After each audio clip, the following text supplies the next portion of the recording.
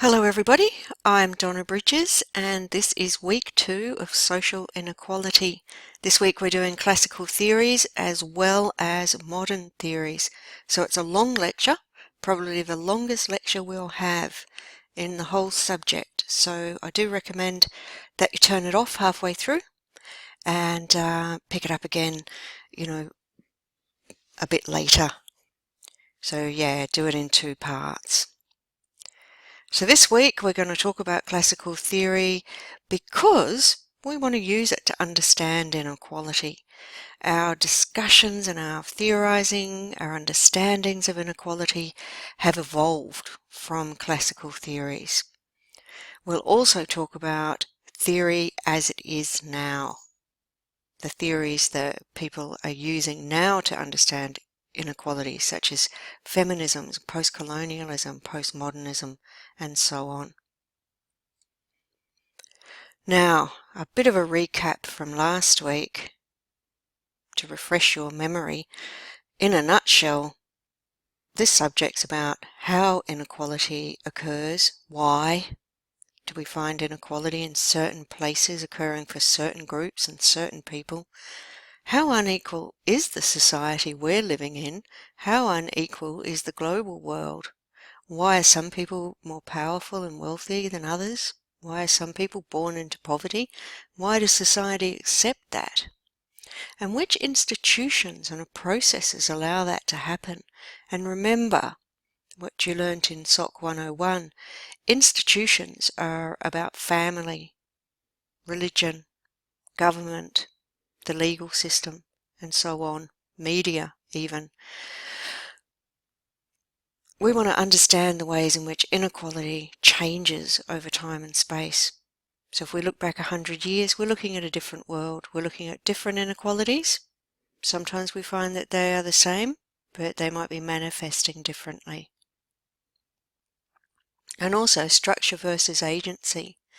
How much is the position we're born into influencing us? Or do we have agency, meaning do we have the personal power, individual power to overcome any situation that we find ourselves in? So structure and agency are important concepts in the study of inequality.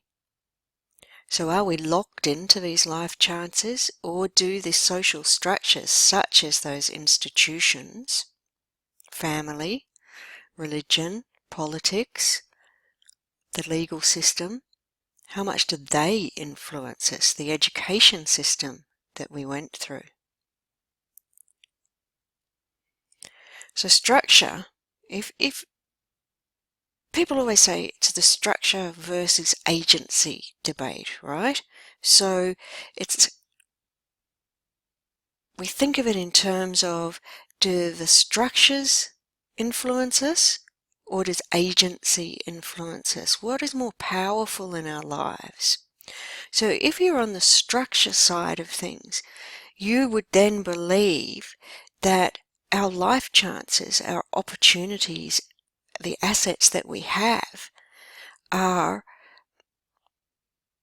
rooted in those institutions. Those institutions will hinder us, prevent us from being able to do something, or they will enable us, advantage us because of who we are and the class or the position that we were born into.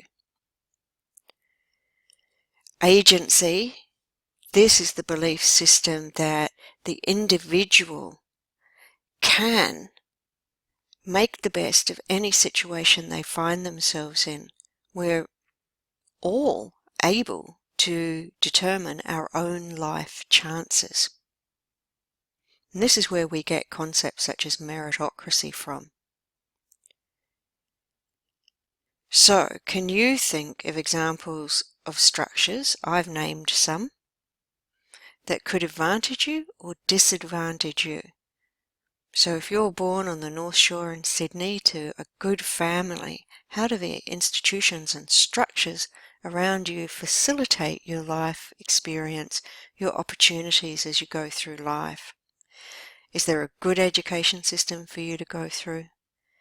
Is the economic system healthy, durable?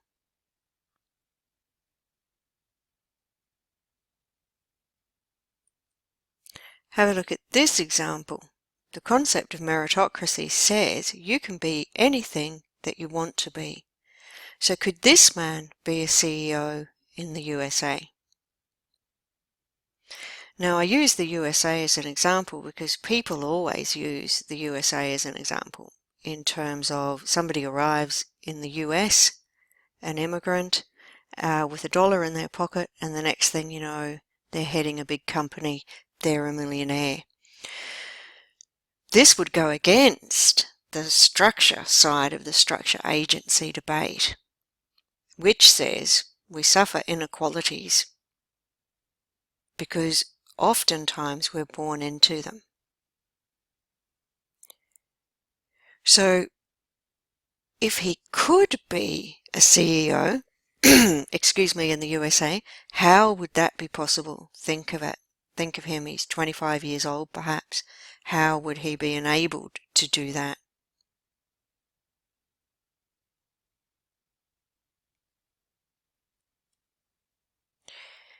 Now we're going to look at classical theories, but do keep the structure and agency debate in mind as we go through the slides. So basically, classical theories of the story of how sociological thought has evolved over 200 years. Often we go right back in time with sociological theory, but in this case, in our subject, we're just going as far back as Marx. So we start with Karl Marx. Karl Marx was very concerned about the issue of inequality in society. He lived and wrote around the Industrial Revolution, but he harked back with his theories further than that. He looked at societies where there were slaves and slave owners, serfs and landowners, and the gentry, basically. So prior to the time of the Industrial Revolution, most people were either farmers or they were in service, meaning that they were the servants of the gentry. So he did look at that kind of system, which we wouldn't call a class system so much. Basically, Marx focused on the class system being about capitalism, which was about what was happening in the Industrial Revolution. So he talked about the proletariat, who was the worker, the labourer, and the bourgeoisie, who were the people who owned the factories that the labourers were working in, or the mines that the miners were working in, and so on. So you had the owners and the worker. He believed that in this capitalist system where the very wealthy owned the means of production and the poor worked in the factories, the inequality would be inevitable. He called it the capitalist system, and he called the bourgeoisie the capitalist. The term capitalism hadn't really been established until after Karl Marx's main works. So part of the problem of capitalism for Marx was, of course, that the labourer was living in poverty. The labourer was not remunerated for the work that they did for the wealthy. But he also saw alienation as a big issue, because for the worker, they were trapped in this cycle where they would come to work and they would work 14 hours a day, they would work long, hard hours, and they were not remunerated adequately for that.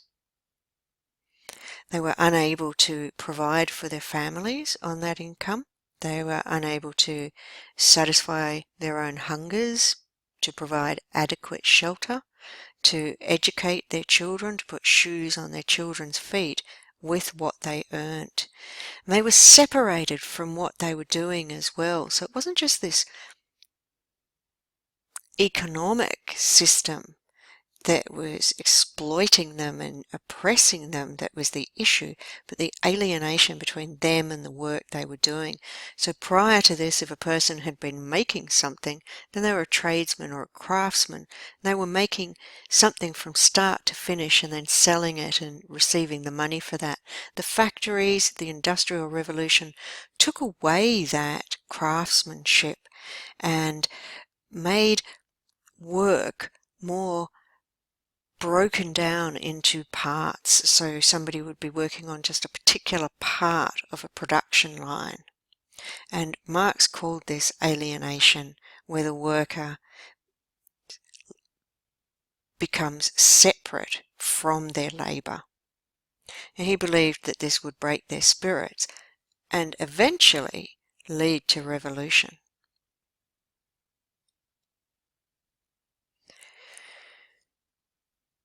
Now, Marx had a theory about how the rich are enabled to exploit the poor. How was it that the rich were able to oppress the poor? And he focused this theory around the capitalist mode of production, and he said profit was the problem. The capitalist believed they were entitled to a profit because they owned the means of production. They put up the capital to run the factory, to buy the machinery, to buy the raw product, to pay the worker. So therefore, any profit that came out of what they were doing, they were entitled to. It was their reward.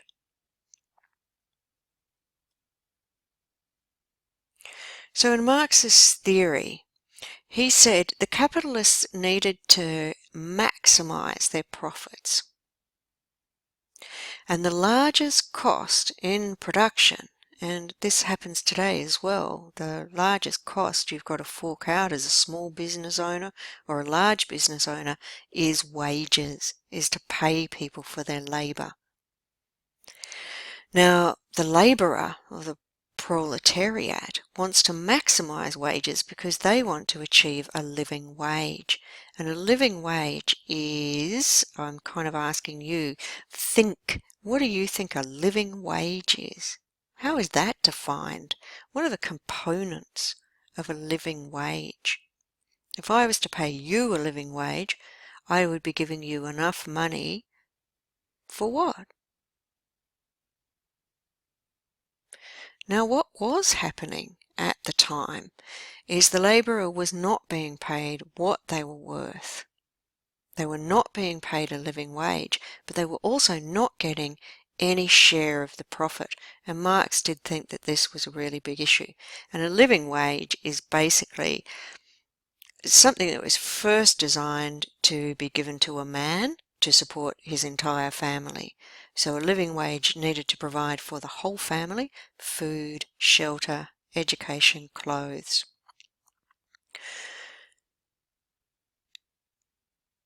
So if the labourer doesn't get that, but the capitalist is getting profit, then the labourer is being exploited and the capitalist is being advantaged. So the capitalist has the capital, has land, and is able to acquire labour. From all of these things, the capitalist makes a profit. He makes a profit from his own capital, makes a profit from land, so those same people, often working in those factories, were paying rent to the same people who owned the factories. And the capitalist got profit from the wages of the labourer through not really paying them enough. So the capitalist makes money from the labour power of the worker, and Marx said this was the problem of the capitalist system, and this was why the worker would revolt, and there would be a revolution, and capitalism would fail. Now Weber disagreed with Marx on that. A lot of when we're talking about Weber, we talk about how he either agreed or disagreed with Marx. He disagreed about the revolution, that the workers would unite and rise up against the bourgeoisie. He did agree that economics were important in creating and maintaining inequality, but he also brought in non-economic factors, which Marx hadn't done. So he had a more multi-dimensional view of inequality. He said it wasn't just about class, but it was about power. It was about people's political power, and it was about their status in society. Now, Weber did a lot of theorizing about power, and you probably came across that in SOC 101, and he is famous for theorizing that power is about being able to impose your will even when you are opposed. What it is that you want, you are able to achieve, even if you're being opposed, and regardless of the integrity involved. So you can be doing the wrong thing. He also theorized that the cause of inequality was more subtle than economic. So, as we talked about last week, it's not just about money. He included class in his theory, so he was similar to Marx. He believed that class created oppression. He believed that class created inequality. But status and party were a very big part of his theory. We're going to look a little bit more deeply into status in a moment, and it is about the power and influence derived from things other than wealth and income. And if we look at these examples here, first of all, we can see the mafia at the top of the page. What do they have in terms of Weber's multidimensional view of class? Do they have economics? Do they have power in terms of money? Do they have power in terms of status? And do they have power in terms of politics? Any one of these things can help you acquire the other. Now look at the royal couple in the middle image. So they certainly have the economics and they certainly have the status, but they don't necessarily have political power. Now you can be privileged on one or all of these dimensions.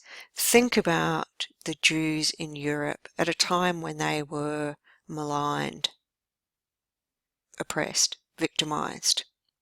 They still had power. They often had economic power.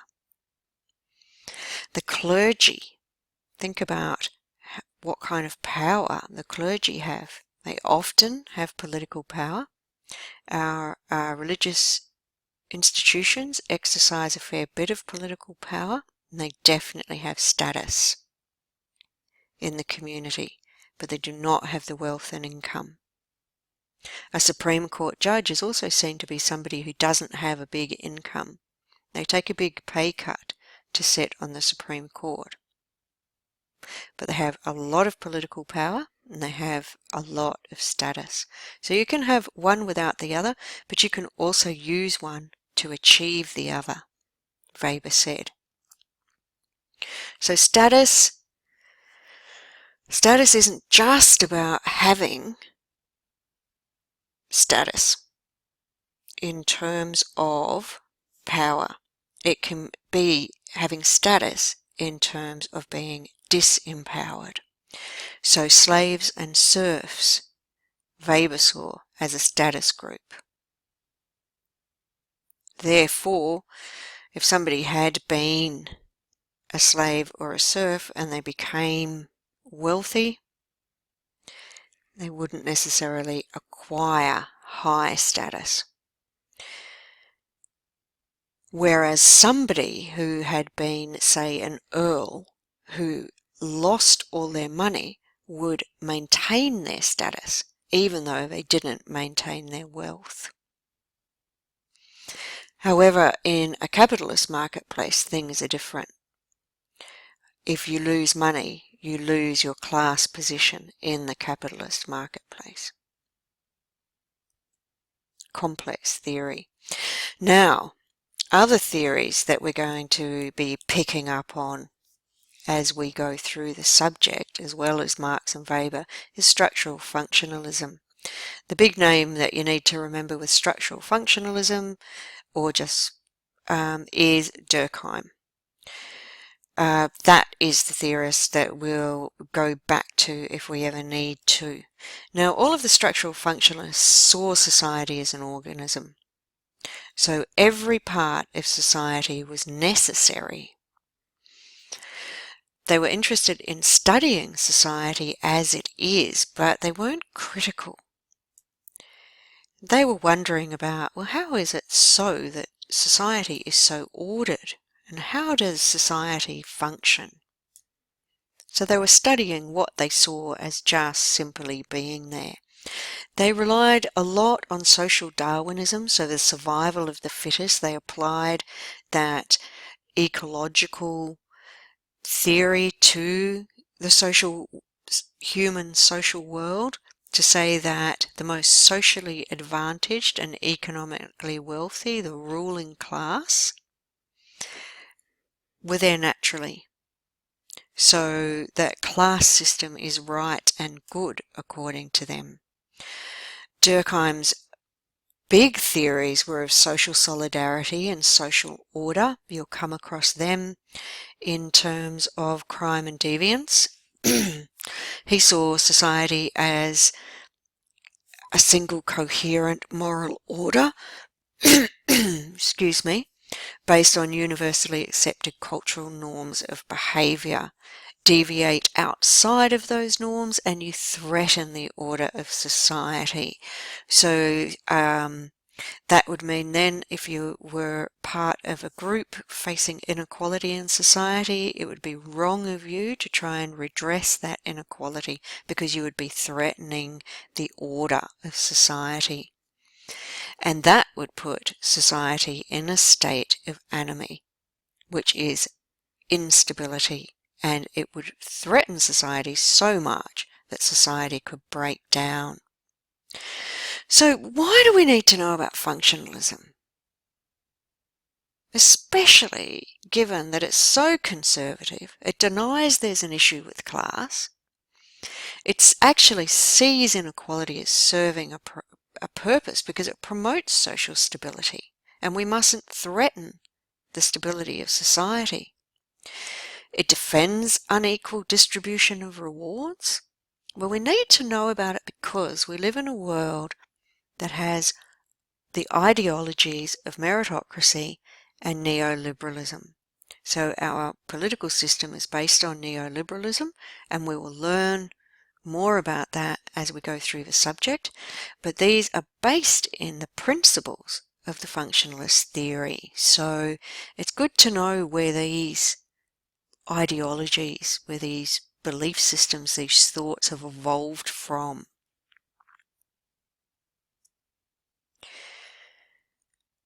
So we leave classical theories behind there, although we will revisit them as we go through. We particularly pick Marxism up when we start looking at global inequalities. So now we're going to look at feminism and post-colonialism. So these are new ways of understanding inequality that arose in the 20th century because class couldn't provide an explanation for women's inequality in society or for racist oppression, because women are subjugated in all classes. Non-whites in the Western world were subjugated in all classes. So therefore a theory needed to develop that took ethnicity and colour and gender into account. It also needed to start to problematize the privileging of whiteness, maleness, patriarchy. So in this way it's not only inequality but privilege that's understood outside of the class system. Now, feminism is older than this. So I started off by saying this is a 20th century phenomena, but it's not. So I just wanted to basically say that, feminism became this great phenomena in the 20th century, but it had been a phenomena beforehand. So in the age of enlightenment, when human rights first started being considered, and this is the era that, Marx was coming out of as well, enlightenment to study with reason, to apply the scientific method, to be rational, to be objective, to have a human rights framework, came from this period when Mary Wollstonecraft wrote A Vindication for the Rights of Women. She also wrote A Vindication for the Rights of Man. We have Olympe de Gouges, who wrote the Declaration of the Rights of Women and the Female Citizen. Later, in the 18th century, Harriet Martineau, who wrote two pivotal works. And then later, in the suffragette period, we have prominent suffragettes such as Charlotte Perkins Gilman, Elizabeth Cady Stanton, and more. Dora Montefiore, Emma Goldman, who all wrote pivotal works around women's rights. And then, of course, the renowned, infamous Simone de Beauvoir wrote The Second Sex in 1949, which is, of course, in the right century. But the era that was most influential for understanding women's position in society as gender inequality, we head to the 1960s and 70s. So these are just some pivotal works that have explored gender inequality and have had some very influential and groundbreaking theories associated with them. We have Betty Friedan, Mary Daly, Kate Millett, Germaine Greer, who is the famous Australian feminist. Of everybody on this list, that she's the only Australian. We have Spivak there, Can the Subaltern Speak, who we pick up again with post-colonial studies, and we'll pick up later in this subject. Bell Hooks, who wrote more than just Ain't I a Woman, Black Women and Feminism. Gender Trouble, we also pick up Judith Butler later on when we talk about gender. And one that I haven't read, We Should All Be Feminists, down the very bottom there, a 2014 publication I've just ordered, so it may be in later lectures that I add some information from this author whose name I am embarrassed to say I cannot pronounce yet, but I will. Okay, so let's try and understand feminist theory in relation to our subject, which is social inequality. So using feminist theory to understand gender inequality in society. So feminism is a critical approach. So some theories, like functionalism, are not critical. Feminism is highly critical because it analyzes and breaks down and critiques society as we know it.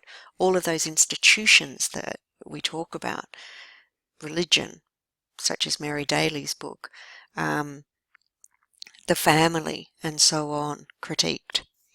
So there's several schools of thought within feminism. It's not really just one big body of feminism. And we're going to look at that in just a tick.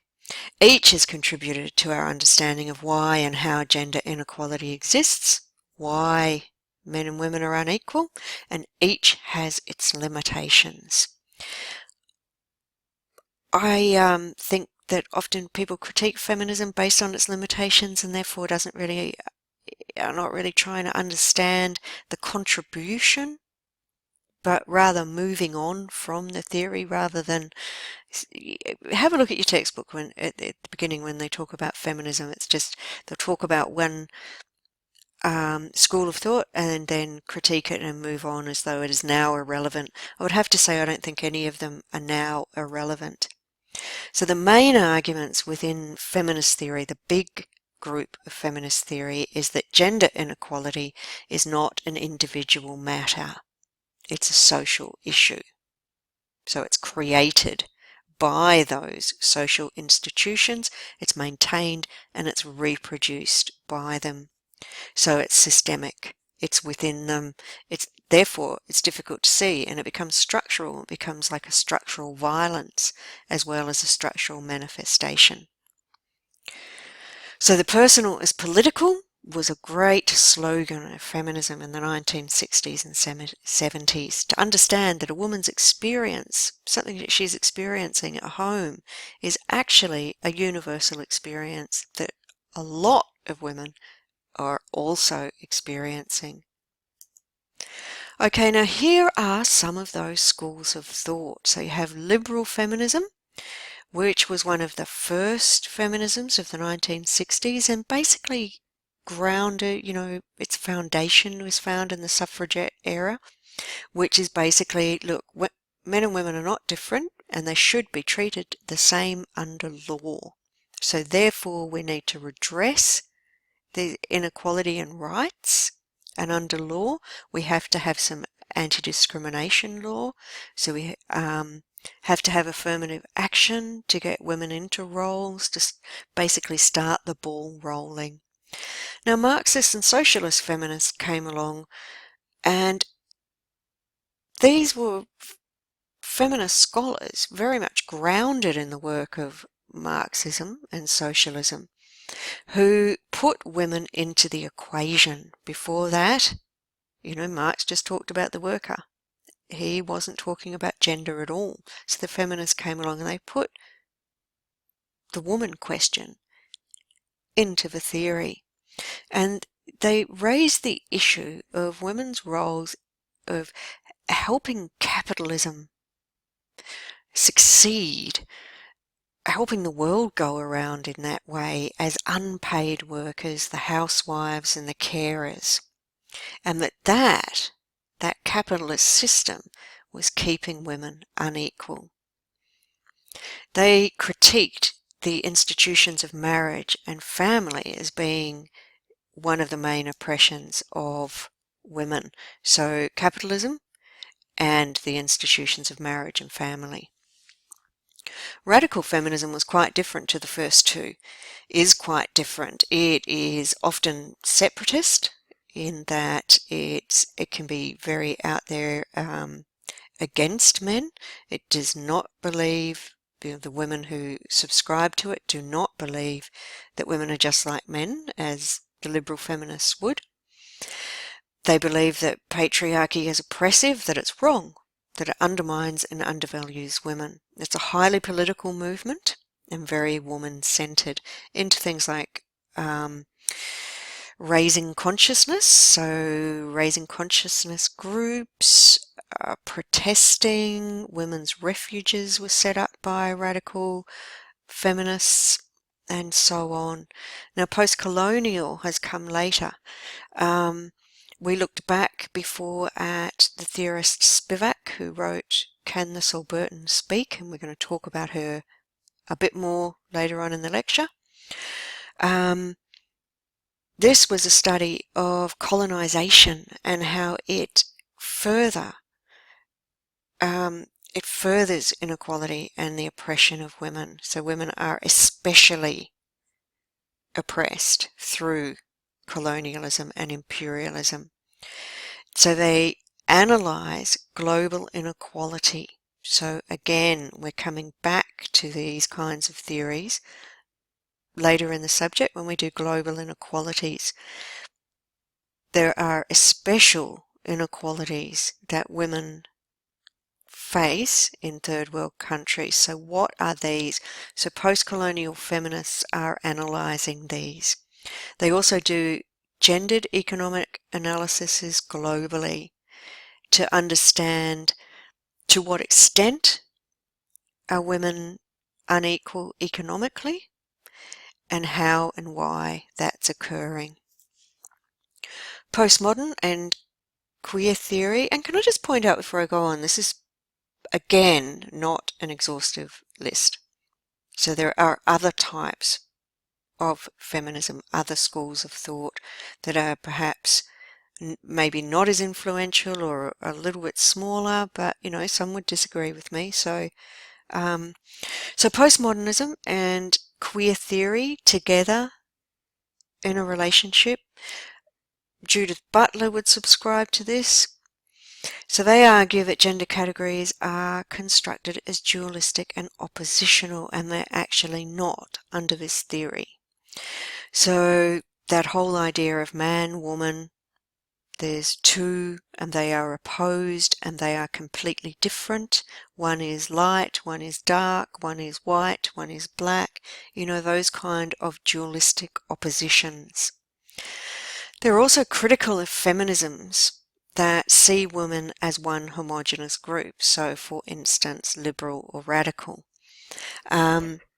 They contend that equality will be achieved when multiple categories are acknowledged. So if we have more than one gender, if we have several ways of being able to identify in terms of gender and several ways of being able to identify in terms of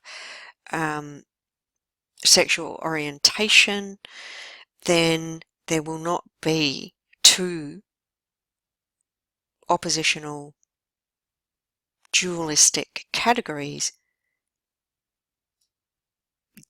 that are in opposition together, like the battle of the sexes, that kind of thing. Because if there's more than one, then they can't be played out together.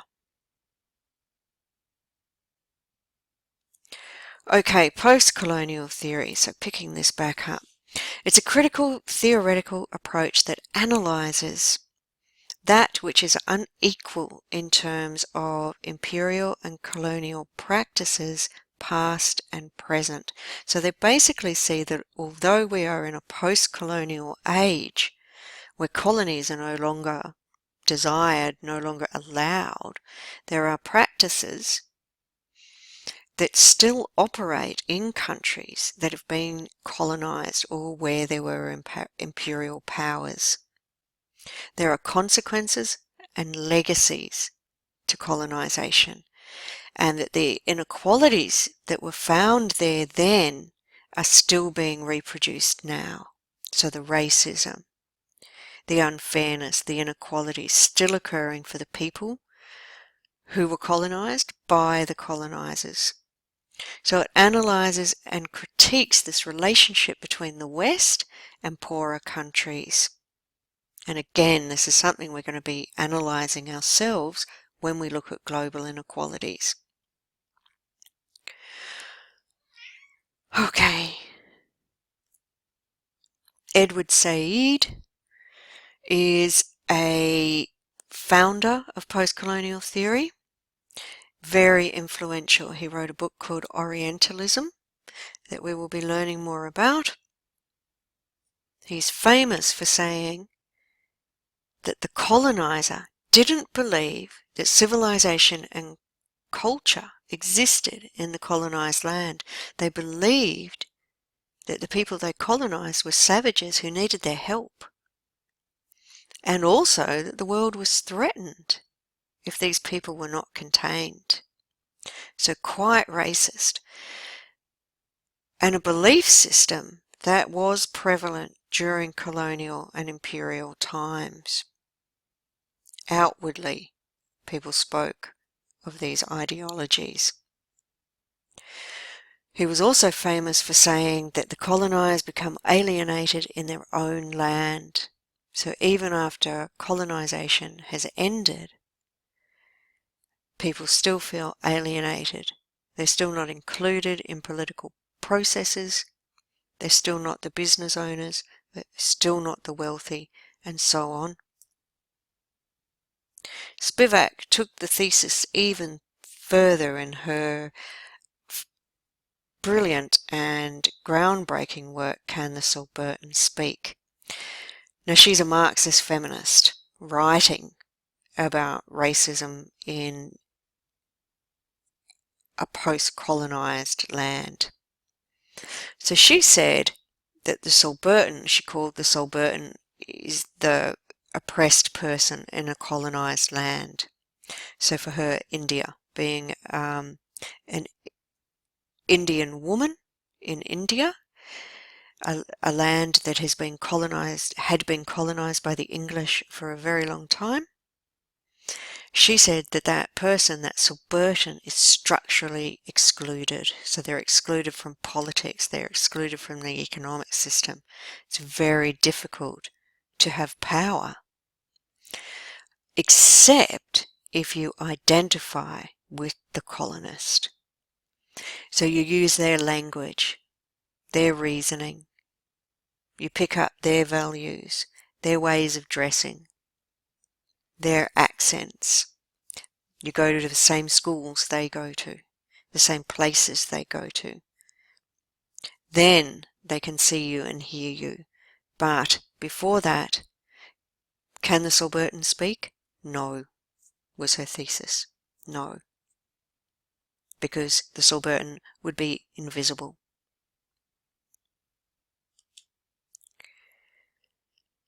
Barber's contribution was the concept of the other. He developed the concept, he made the concept more, he enriched it. He said to other another person is an articulation of difference, is to make that person different. And you do that through discourse, which is through language and power, through the explanations you provide for something. So the colonized person becomes the other. We do this when we are being racist, basically. To say, well, that person is different, they don't think like us, they are different to us, is to other that person. We're doing it based on anything, but in the context of post-colonialism, you're doing it based on ethnicity. So basically, how is power and how is the exploitation of the other exercised through discourse? And discourse is about language, it is about values. We'll learn about it a little bit more in a tick. So he said colonial discourse is a tool used to exercise power and to other the colonized.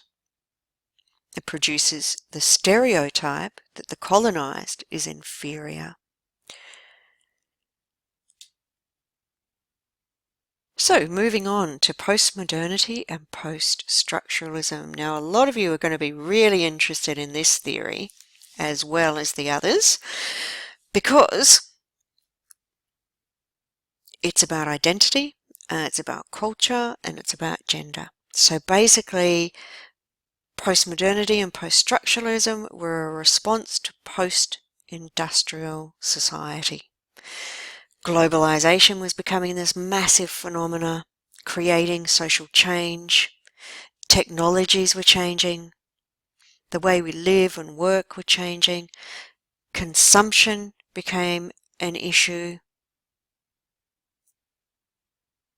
So we were no longer being associated with our class, but being associated with our identity, the way that we live, and with consumption patterns. So this was called the cultural turn. Giddens called it the individualistic turn, the project of the self. Something happening in the 1990s. So we're turning away from structures. This was what the postmodernists and post-structuralists were saying. We're turning away from the structures, and we were looking for more subtle and more individualistic ways to explain inequality. So in order to understand inequality, we're looking at culture, religion, nationality, ethnicity, sexuality, gender, identity, ability, disability. So this is a complex web of factors, or intersectionality. So it's not just what class you are, and it's not just what class you are and what gender you are, but it's also other things that you identify with.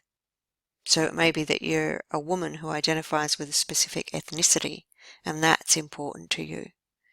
So therefore, understanding your inequality in those contexts is more meaningful than understanding it in terms of class. So the postmodernists and post-structuralists said that the causes of inequality are multidimensional, they're intersectional, they're complex, they're tied up with power, but they're also tied up with our identity and our lifestyle and how we consume. So suddenly, consumption, what we buy, has become very important. Now it might seem that's weird, but it's actually not. As we progress, you'll see that. Now these are the theorists from the postmodern group. We have Anthony Giddens, who worked on individualism and self-identity, Ulrich Beck, individualism and the risk society. Whenever you look at anything about risk, you'll come to his theory.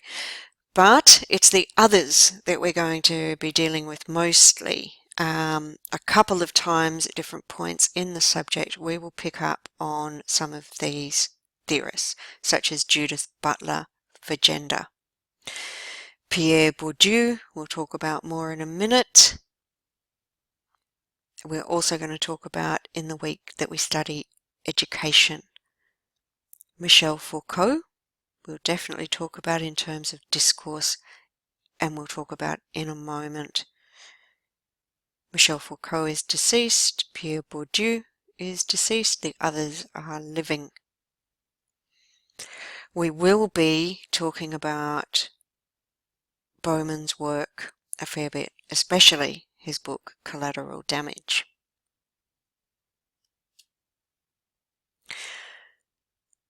So the postmodernists and poststructuralists see the problem of inequality not about class, no longer about work or status, but about what the individual does and who they perceive themselves to be.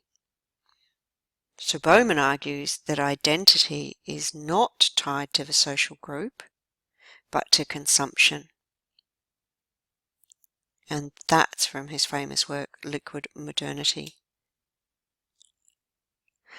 So the whole concept of I shop, therefore I am. What are my consumption patterns? How is my identity tied up with what I consume, what I wear, what leisure activities I choose to do? These are all things that we're consuming, that we're buying. What do I eat? Am I a vegetarian? This kind of thing. This is typifying us in this modern age, this postmodern age. Now, Michel Foucault and discourse theory, very important in theorizing about social inequality.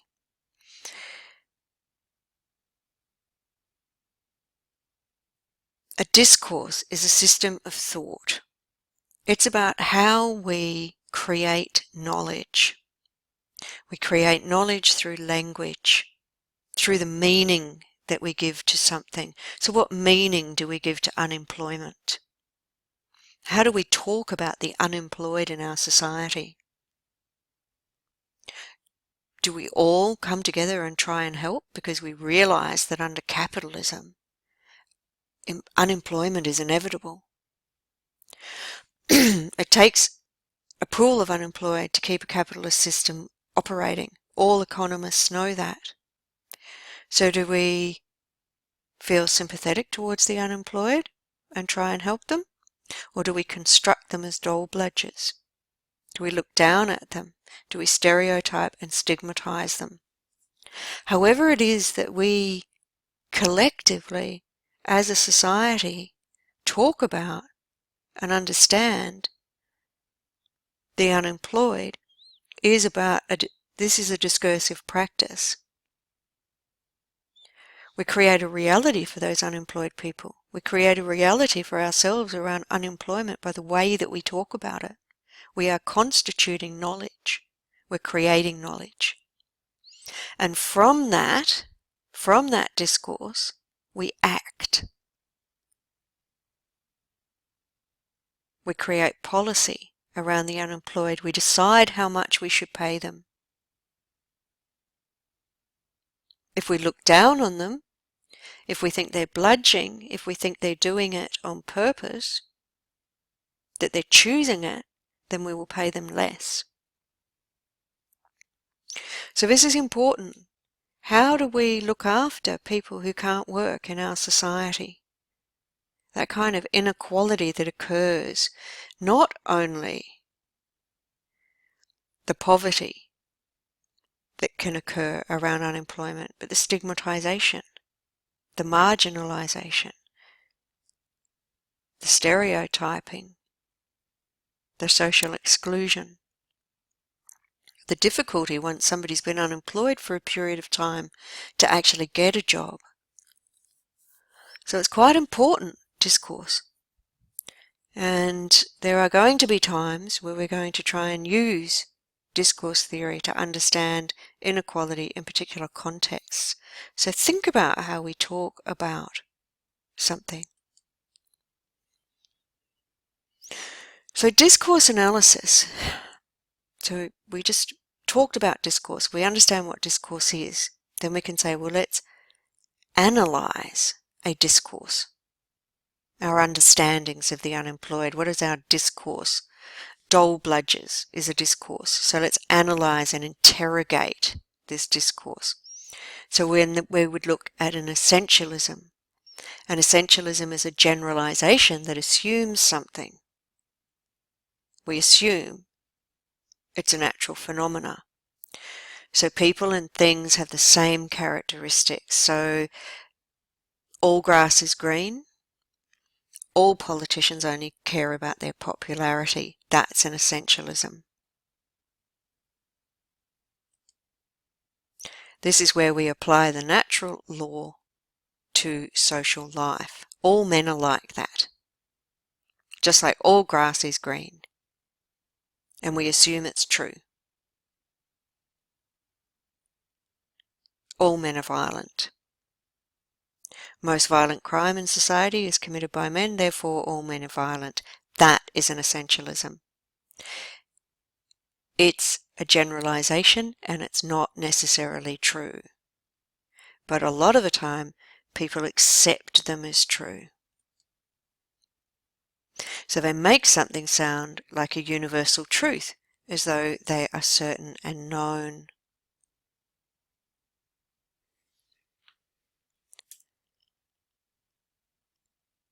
Okay, so they're powerful, if that's the case. Quite powerful, which is why they can contribute to inequality in society, why they can produce and reproduce inequalities. Okay, Judith Butler. Someone we'll pick up again when we talk about gender. As a postmodernist, post-structuralist theorist and also a queer theorist, she argues, theorizes that groups are discriminated against, marginalized and experience inequality based on their identity, based on how they identify.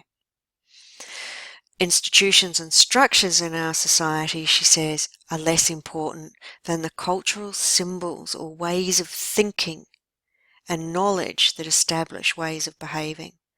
So there, she is saying that there is some weight in discourse theory, more so than in class theory, because it's symbolic.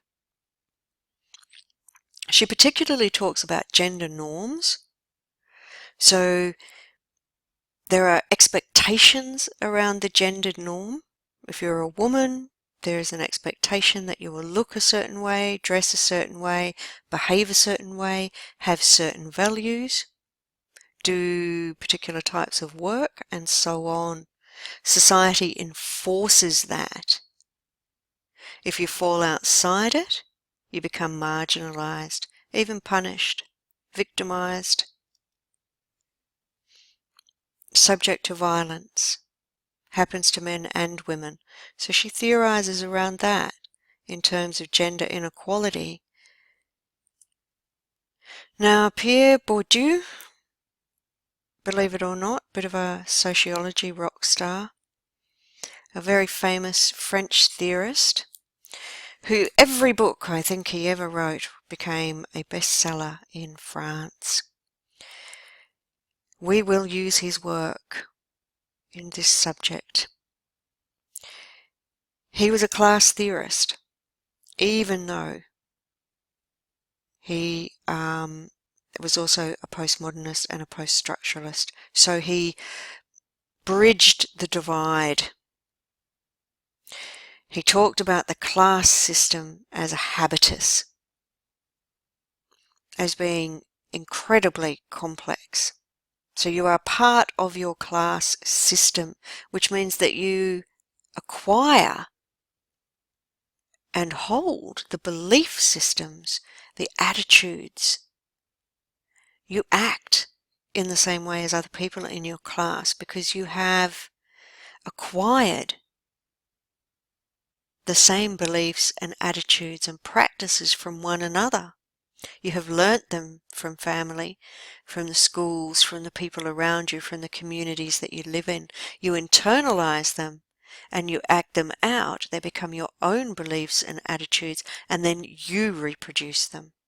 And other people acquire them from you. So it is this self-perpetuating and socially perpetuating system.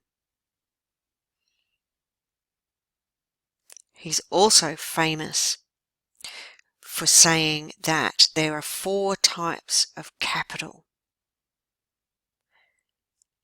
within the class system, and these produce and reproduce inequality. The first is economic.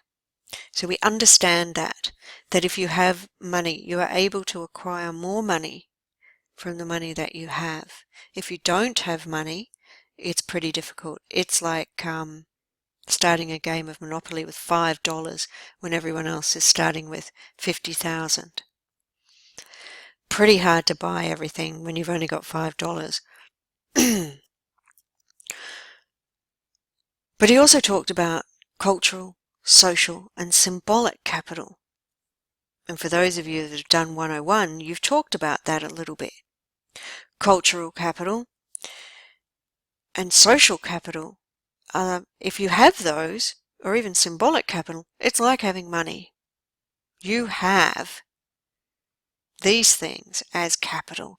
You can acquire privilege from having them, but you can also, if you have a lot of cultural capital, you can acquire economic capital. If you have a lot of symbolic capital, you can acquire another form of capital. I don't go on to talk about symbolic capital. We're going to look at that later on in the subject, but basically it's about people seeing you in a particular way that then advantages you. So if you look like the boss and talk like the boss and everybody relates to you like you're the boss, it's more likely you'll become the boss than if you've got the skills and the education, but people don't see you as the boss type. You don't look right, you don't talk right, you don't dress right, nobody looks at you that way. Pretty hard for you to get into the position if that's the case.